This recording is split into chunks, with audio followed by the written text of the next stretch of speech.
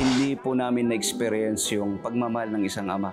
Niwawaldas na yung puhunan namin sa gulayan. Tapos muntik na niyang talagang patayin yung nanay namin.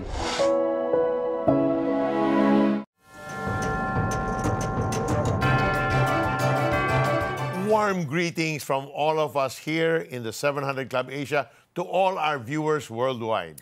Dalangin namin na kayo ay nasa mabuting kalagayan saan man kayo naroroon. This week, we will feature the story of Januel Delfin, who harbored so much hatred towards his father, a gambler, a drunkard, and a womanizer, who abandoned them. Lumaking walang amang gumagabay sa kanya at nagtataguyod sa ikabubuhay ng pamilya. Alamin natin ang naging epekto nito sa kanyang buhay. Panuorin natin ang unang bahagi ng kanyang kwento.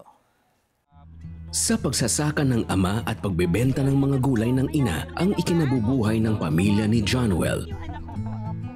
Pagsasaka na nga lang ay madalas ay nabababad pa sa pasugalan ang ama at umuuwi ng lasing. Ang naging resulta po ng vices ng aking tatay sa aming family ay unang-una po, naging focus po yung nanay ko sa pagtatrabaho.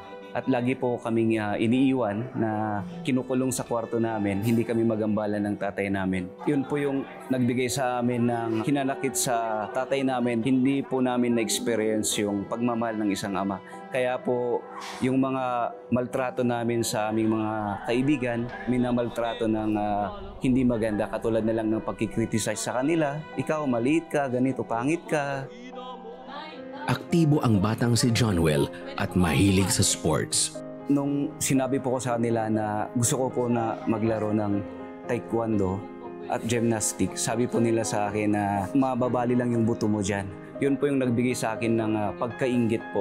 Kaya po sabi ko, pagkalaki ko, iiwanan ko tong pamilyang ito. Nang tumungtong ng grade 6, ay pinayagan na rin si Januel sa kagustuhan na makasali sa sports. Nung nilapitan ko po yung mga magulang ko, sabi ko, Nay, Tay, gusto ko bang maglaro ng basketball? Agad-agad na po na umuo sila. Kaya po, mga araw po na pinayagan nila ako, sobrang tuwang-tuwa po ako. Itinuon ko po yung pag-aaral ng mabuti, pagtitraining ng basketball. Sa pagpayag ng mga magulang, ay nagkaroon ng pag-asa si Januel sa buhay at nabuo ang isang pangarap. Sa panahong ito, ay nagpatuloy sa bisyo ang ama ni Januel na mas lalo pang lumala. Napapadalang na po yung tatay ko sa kanyang vices, hindi na umuwi. Niwawaldas na yung puhunan namin sa gulayan. Yun yung pinakauna na nakita ko na biglang kumuha yung tatay ko ng tali. Tapos muntik na niyang talagang patayin yung nanay namin. You know, talagang the experience of a child, you know, it really will affect how he sees the world, kung paano niya makikita ibang tao. Sabi nga ni Januel, you know, the way he treated other people was with a lot of anger, a lot of criticism. Kasi yun din yung natatanggap niya. It's kasi, Felici, more than the words we speak to our children, they look at our actions. So more is caught than really taught or passed on. You know, when children witness their parents repeatedly quarrel and become destructive, the lasting impact on them can endure a lifetime kung hindi mo ipoprocess yun. Oo, tama. Because I just want to share, you know, there was a time I was arguing with my husband and then our young boy who was still... Was observing. was observing. And then after when my husband left, sabi nung anak ko, Mommy, I'm scared. So there's a feeling of fear and insecurity. You know why? Sa tingin nila, nasa-shatter yung security, yung foundation ng security ng tahanan. Eh, paano pa kaya kung ma-witness ng bata yung tatay niya na papatayin ng kanyang nanay? I wonder how Januel took that at a young age. Para malaman natin, narito si Januel upang sagutin yan. Welcome to the show, Januel. Welcome. Hello, welcome, Januel. Hello, Januel. So, ilang taong ka noon, Januel, at ano ang naramdaman mo sa mga sandaling yun na papatayin ng iyong tatay ang iyong nanay? I was 12 years old at that time. And nung nakita po namin nung kuya ko na kinuha po ng tatay namin yung tali, para patayin yung nanay namin, bigla po kaming talagang yung pakiramdam po namin, gusto naming mag-retaliate. Yes. So agad-agad po na tumalon ako doon sa aking kinatutulugan at kinuha ko yung itak at muntik ko nang talagang tagahin yung tatay ko. Yung kuya ko naman po, kinuha niya yung pamalo at muntik nang ipalo sa nanay namin. Ay, sa tatay namin. And niyakap po ng nanay ko yung tatay namin para po hindi maitaga yung itak. Ganon din po yung kuya ko. Kinuha niya yung kahoy at muntik ng ipalo. Pero niyakap pa rin ng nanay namin yung tatay namin. Grabe, no? Talagang intense. Ano yung naging epekto nito sa nanay mo? Sa mga araw na yun, kasama ko po yung nanay ko na napupunta sa country bar dahil po sa sakit ng kanyang naramdaman at that time. So, ang naaalala ko that time, I was 13 years old. Yes. Nung unang pasok ko sa country bar, nakasama siya na talagang umiinom siya dahil sa sakit na nararamdaman. So yun yung way niya of coping, no?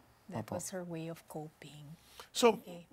Januel, saan humantong yung pag-start ng umiinom ng mami mo? Ano, nag-continue ba yon o nagiging ano siya, na parati siyang Umiinom. umiinom para makalimutan niya yung pain? Naging habit na ba niya yun? Hindi po nagtagal na ganun yung naging reaction ng nanay namin dahil ang inalala niya that time ay kami po na mga anak niya. So, Tama. yeah. Okay. Was- So, kumusta naman ang tatay mo pagkatapos nung incident na yon, na na-realize ba niya na how serious yung attempt niya, yung gusto niyang gawin? Pagkatapos po nung incidenting yun, umalis po ng bahay. Okay. He left. So you didn't know na, hindi mo na alam Wala kung na. ano yung nangyari. Okay. Siguro po yung pag-alis ng tatay mo, no? Kasi everybody was protecting Yeah, tama. your Right. mother, no? Hindi na niya alam siguro. He had to get away somehow. Oo. 'Di ba? So anyway, mahirap talaga mga magulang, and the things that we're doing, it has consequences. You know, the Bible is very clear about its instructions to parents. It strongly emphasizes the responsibility of providing a good example for their children. Ang sabi nga, ituro sa bata ang daang dapat niyang lakaran at hanggang sa paglaki, di niya ito malilimutan. Kawikaan 22 verse 6. Even in the secular world ay nire-recognize ito. Nakausap natin ang isang psychotherapist tungkol dito. Panoorin natin ang sinasabi niya. We know na ang role ng tatay napakahalaga in building the identity ng bata, yung confidence, yung secure attachment, meaning yung pagkakakita ng bata sa kahalagahan niya, sa worth niya. Mga magulang, especially the father, actually represents God. And whether we like it or not, yung experience si Januel sa kanyang tatay, affected kung paano niya makikita ang Diyos. And mahalaga na ma-deal niya yung trauma na yun na tinatawag. Alam mo, Felici, Januel, ganun talaga. We see God through the lenses of our earthly father. And that's how we react to Father God. Imagine. Oo. Kasi yun ang example dito eh. Ang laki ng role, di ba? Oo. Napakahalaga talaga ang gabay ng tatay sa paglaki ng mga anak. Ni minsan ba ay hindi mo ito naranasan, Januel? Pero bago mo sagutin yan, we'll pause for a break. Good deeds baka mo? Willing to help sa mga nangangailangan ng prayer and miracle, missionary training and medical services. Magagawa mo lahat ng ito bilang partner ng CBN Asia. Donate 1,000 pesos and you'll receive back and forth. Listen to Peter Kairouz and his sons engage in real talk. My children and I often get engaged in a lot of conversation. I still have questions for them that I reserve specially for you. A special prayer for fathers by Gordon Robertson. Make a life-changing impact and become a CBN Asia partner today.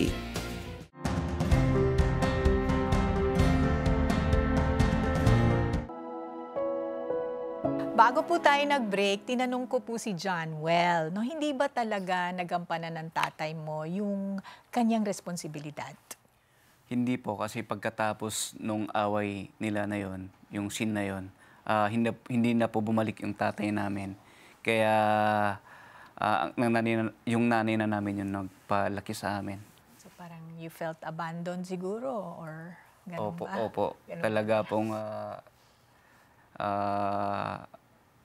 hindi niya po talaga parang yung tatay namin talagang ang that time yung sarili niya talagang iniisip niya, kaya talagang iniwan kami at hinayaan na lang kami ng magkakapatid. At what point, John Well, na nagkaroon ka ng yung parang confirmation niya sa puso mo na talagang mukhang hindi na babalik yung father ko, did you hope after, let's say, 1 week or 10 days, meron ka bang hope na baka bumalik? O ang feeling mo talagang baka hindi na siya talaga babalik? Yung pangyayaring yun, talagang inasahan ko na hindi na siya talaga babalik. Dahil sobrang galit yung naramdaman ko at that time. Na talagang yung kanyang laging ginagawa sa amin, talagang wala na rin kasi akong paki sa kanya. Kasi ikaw ba naman yung tatay mo siya, tapos ganun yung gagawin sa nanay mo. Yeah, talagang traumatic talaga yun. No? You know, for a young mind like John Well, the impact of his father's abuse was so profound that it created deep emotional scars and persisted well into his adult life. Yung kanyang nasaksihan at naranasan ay nakaimpluwensya sa kanyang pananaw sa buhay, kawalan ng pag-asa, pagpapahalaga sa sarili, at pagkakaroon ng relasyon. Nagkaroon yon ng long-lasting effect sa kanyang mental health. Panoorin natin to. Sa pagsasaka ng ama at pagbebenta ng mga gulay ng ina ang ikinabubuhay ng pamilya ni John Well. Pagsasaka na nga lang ay madalas ay nabababad pa sa pasugalan ang ama at umuuwi ng lasing. Ang naging resulta po ng vices ng aking tatay sa aming family ay unang-una po, naging focus po yung nanay ko sa pagtatrabaho. At lagi po kaming iniiwan na kinukulong sa kwarto namin, hindi kami magambalan ng tatay namin. Yun po yung nagbigay sa amin ng hinanakit sa tatay namin. Hindi po namin na-experience yung pagmamahal ng isang ama. Kaya po yung mga maltrato namin sa aming mga kaibigan, minamaltrato ng hindi maganda, katulad na lang ng pagkikriticize sa kanila. Ikaw, maliit ka, ganito, pangit ka. Aktibo ang batang si John Well at mahilig sa sports. Nung sinabi po ko sa kanila na gusto ko po na maglaro ng... Kasi as adults, when we are disappointed, we get emotionally disturbed and unable to think effectively at times. What more for a young person like John Well at that time?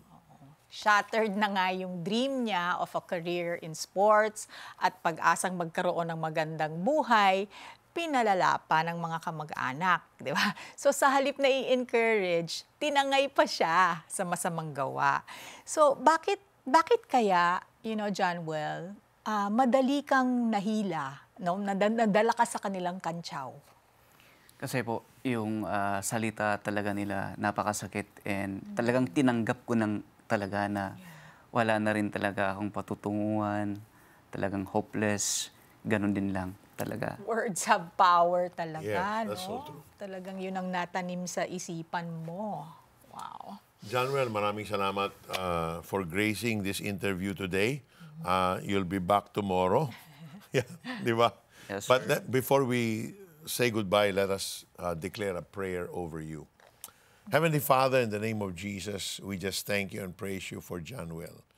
That all along, in spite of the difficult times that he has gone through during his youth, you had a wonderful plan for him. Yes. So today, Lord, as this plan continues to unfold in his life, we just speak a blessing over him, Yes, Lord. over his entire family, Lord. We just commit him into your care. We thank you and praise you in Jesus' name. Amen. Amen. Yan. Para sa kapwa naming magulang at sa mga future parents, panuorin natin to. Kailangan nating makita kung ano yung importance ng secure attachment. And secure attachment is basically kung paano imi-meet ng mother and father yung needs ng bata. So napakahalaga ng role ng magulang, in providing the mental and emotional needs such as yung empathy, yung compassion, yung guidance, and wala namang magiging perpektong magulang, but there is repair or tinatawag nating may pag-acknowledge sa pagkakamali ng magulang and also apologizing dun sa bata and pagiging consistent in meeting their needs. Ayan. So you can see that Januel did not grow up in a home where he was affirmed, where he found security. Wala, no such thing. Yes. Sinabi niya talagang walang reference point si Januel except, how the father treated them. Yes. Tinanong natin ang ilan nating kababayan kung ano ang kanilang mararamdaman kung sila ay hindi inaaruga ng kanilang magulang.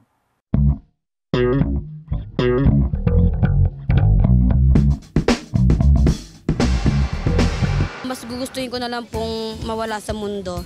Kasi kung mabubuhay po ako, wala din pagmamahal sa magulang, wala din pong halaga yung yung buhay. Manhid ka niyan pag wala kang nararamdaman. Hindi maaring walang mararamdaman kasi magulang mo yun eh. Siya ang nagluwal sa iyo eh. Kaya hindi mo maaring wala kang mararamdaman sa kanya. Siyempre, may pagmamahal tayo sa magulang kasi diyan tayo galing sa kanila, di ba? Tingin ko malabong mangyari yun kasi magulang ko yun eh. So sa kanya ako nanggaling kaya imposibleng wala akong maramdaman ng pagmamahal sa kanya. Parang di ko naman po kasi kaya yun eh, na walang sa parents ko. Siyempre magulang ko, ayun po yung nagsilang sa akin yung bata. Sila yung nakadanas na mahirap na paghihirap para iluwal kami. Kanina, Felicie, you said something that caught me, When you were talking about Januel's father, then you said, thank God he had a mother. Yes. And that's the reason why, who took care of them, that's the reason why even if they were damaged, they still grew up good, responsible. So, I think, tama siya, it's impossible na you get zero care and zero love.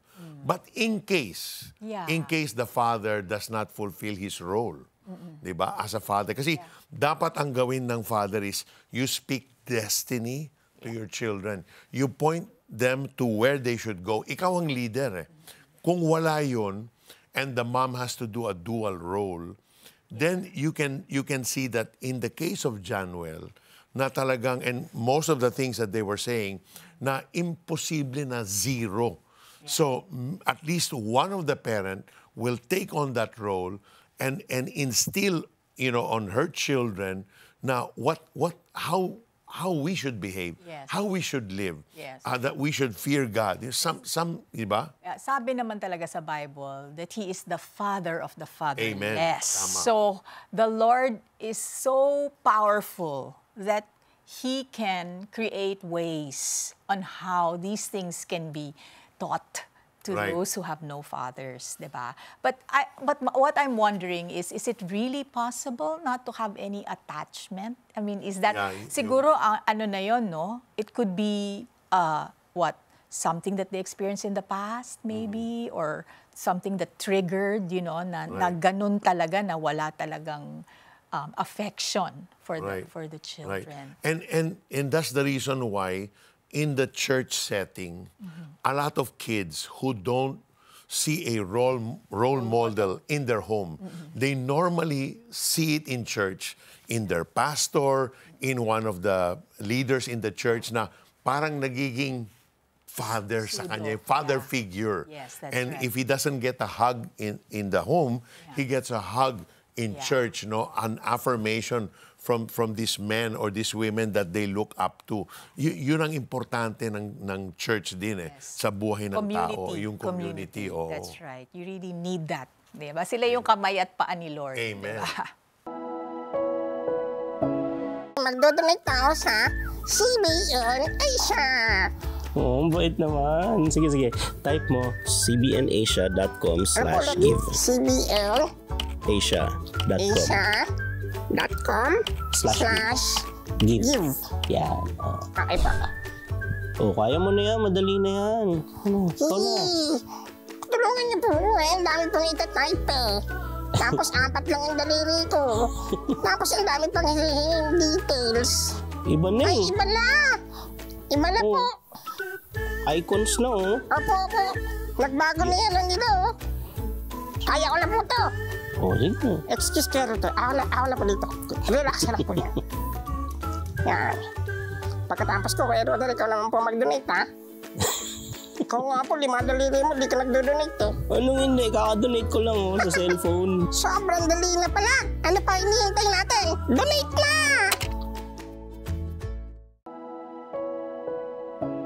Ang ating mga anak ay pagpapala mula sa Diyos.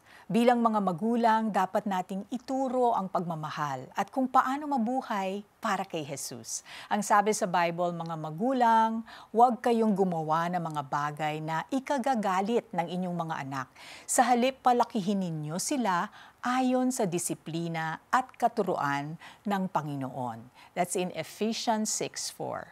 At upang magampanan natin ito, dapat ay nananahan sa atin ang banal na Espiritu ng Diyos. Mangyayari lamang ito kung tatanggapin natin si Jesus bilang Panginoon at tagapagligtas ng ating buhay. Kung gusto niyong gawin yan, sumunod lamang kayo sa simpleng dasal na ito. Panginoong Diyos, ang aking tagapaglikha. Lord, alam na alam mo kung ano ang aking pinagdaanan, aking pinagdadaanan at pagdadaanan pa. Kaya minsan mahirap maniwala na mahalaga ako sa inyo dahil paulit-ulit ko na po kayong nasaktan at na-disappoint. Patawarin niyo po ako, Panginoon, sa aking mga kasalanan. Lord, yung mga kasalanan ko naka-affect at nakasakit sa aking pamilya, sa aking mga kamag-anak, sa aking mga kaibigan. Lord, patawarin ninyo ko. Salamat at inialay mo ang iyong buhay sa krus para sa aking mga kasalanan. Para ako ay mapatawad, para ako ay magkaroon ng bagong simula, at para ako ay magkaroon ng buhay na walang hanggan. Lord, sinusuko ko ang buhay ko sa inyo ngayon, Lord. Mula ngayon, kayo na ang aking Panginoon at tagapagligtas. Ayusin niyo po ang buhay ko, Lord. Tulungan niyo po ako sa pamamagitan ng banal na Espiritu. Ito ang aking dalangin sa ngalan ng inyong anak na si Jesus. Amen. Amen. Amen. And we want to pray for those watching right now na nagkaroon kayo ng problema sa inyong magulang, children and their parents, parents and their children. The Lord wants to bring restoration to your relationship. The Lord wants to bring healing to your relationship. But it takes an action of the heart, a decision in your heart to be willing to forgive. So Lord, we pray in the name of Jesus. Lord, for all the parents watching right now, even their children, Lord God, those that have just angered their children, those children that have even ran away from home. Father, we ask in Jesus' name that you would come and begin to touch them at the core of their being. Father, bring forgiveness, bring healing, bring restoration. Lord, you want to set people free. So even now, we just declare in Jesus' name, restored relationships even now. Just restore that love, restore that affection. Lord, bring healing to that wounded heart this very moment in the name of Jesus. And as they are willing to open their hearts and release forgiveness, Lord, pour your grace unto them now in the name of Jesus. And Lord, there's one watching right now that you have ran away from home and it's been 3 weeks and you're just so angry. The Lord says to you, come back, come back. Your father and your mother love you. Your father and your mother will put their arms around you. Just come back, says the Lord. Receive that by faith in Jesus' name. Amen. Amen. There are also people watching us right now, Peter, na meron silang mga karamdaman. I just want to pray. There is someone who is suffering from cancer of the uterus. The Lord is healing you right now in the name of Jesus. There's also someone with breast cancer. Receive your healing right now. Complete healing and restoration in the name of Jesus. There's also someone with a heart condition. Oh God, you are the maker of hearts. You are the strength of this person's heart, Lord. Receive that right now in the name of Jesus. There's also someone who's having respiratory issues. The Lord is healing you right now in the name of Jesus. Amen. Amen. Kung sumabay kayo sa aming dasal at tinanggap ninyo si Jesus bilang inyong Panginoon at tagapagligtas, all your sins are forgiven and you are delivered from God's condemnation. Ang sabi sa Bible, kaya nga, hindi nahahatulang maparusahan ng mga taong nakipag-isa na kay Kristo Jesus. Wala na ako sa kapangyarihan ng kasalanan at kamatayan sapagkat pinalaya na ako ng kapangyarihan ng Espiritong nagbibigay buhay sa pamamagitan ni Kristo Jesus. Amen. Call and let us know that you accepted Christ as your Lord and Savior. Our hotline number is 8737-0700. And if you want to know more about the decision you just made, call our prayer center. And our trained prayer counselors are available to answer all your calls 24 hours a day, 7 days a week. You can also share with them whatever you are going through.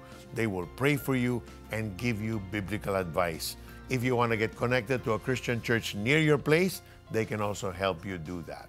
Pwede rin kayong magpadala ng inyong mga mensahe sa Facebook Messenger ng The 700 Club Asia. Pwede rin kayong makipag-chat sa amin. Mag-log on sa aming website, cbnasia.org/mediacenter. I-follow nyo rin kami sa iba pang social media platforms, gaya ng Instagram at X na dating Twitter. Being a parent is one of the hardest and most challenging tasks in the world. It involves overwhelming responsibilities without a manual to guide parents. But we have the Word of God, the Bible as our guide. It says in Deuteronomy chapter 6, verses 6 to 7, "And these words that I command you today shall be on your heart. You shall teach them diligently to your children, and shall talk of them when you sit in your house, and when you walk by the way, and when you lie down, and when you rise." Dapat din tayong maging magandang halimbawa sa ating mga anak. Ang sabi sa Bible, show yourself in all respects to be a model of good works, and in your teaching, show integrity, dignity. By grace, in Jesus' name. Amen. The Bible also emphasizes the importance of disciplining our children. It says, discipline your children and they will give you peace. They will bring you the delights you desire. Proverbs 29:17. These are just among the many instructions of God for parents found in the Bible. It is the best place to get ideas about parenting, the best manual for parenting and our lives. Bukas sa pagpapatuloy ng ating kwento, malalaman natin kung saan hahantong ang buhay ni John Well dala ng mga hamong hinarap sa murang edad. Huwag ninyong palalampasin yan. Tama. Thank you all for watching. If you want to see more inspiring stories that will give you hope and gain positive, godly perspective on different challenges in life, partner with us. Call the number on your screen or scan the QR code. God bless you more and more. Ngayong Martes, kahapon, napanood natin na lumaki si John Well na may hinanakit sa ama. At dahil sa pagkahiwalay ng kanyang mga magulang, unti-unting nawasak ang kanyang mga pangarap. Tuluyan na kayang mapariwara ang kanyang buhay? Doon po rin ako na-engage sa mga barkada. Sabay-sabay natin alamin sa pagpapatuloy ng kwento ni John Well Delfin. Dito lang sa The 700 Club Asia, Martes, 12:00 ng gabi sa GMA.